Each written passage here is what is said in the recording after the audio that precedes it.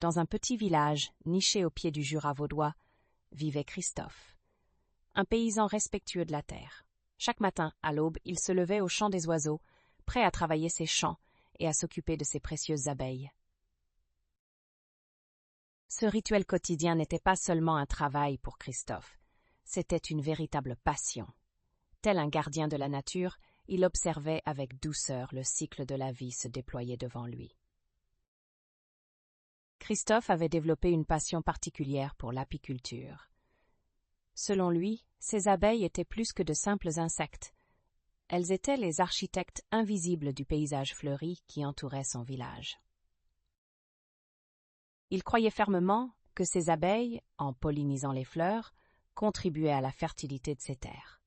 Ce lien intime entre la terre et ses ruches était au cœur de sa philosophie paysanne. Dans son rucher, les abeilles dansaient d'une fleur à l'autre avec une grâce infinie, produisant un miel doré et exquis qu'il appelait avec fierté miel d'or. Ce précieux élixir, au goût subtil et sucré, était le reflet de la biodiversité du Jura vaudois.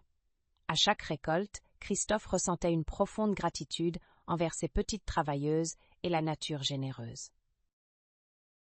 C'était un homme en harmonie avec son environnement, conscient de l'importance de préserver cet équilibre fragile. En veillant sur ses abeilles, il veillait également sur la santé de ses champs, s'assurant que chaque graine semée avait une chance de s'épanouir. Les habitants du village l'admiraient pour son dévouement et sa gentillesse. Ils savaient que grâce à lui, la communauté bénéficiait de ce miel exceptionnel, mais aussi d'une terre riche et florissante.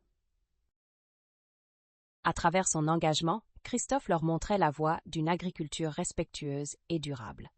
Ainsi, au fil des saisons, le petit village au pied du Jura vaudois continuait de prospérer, uni dans le respect de la nature.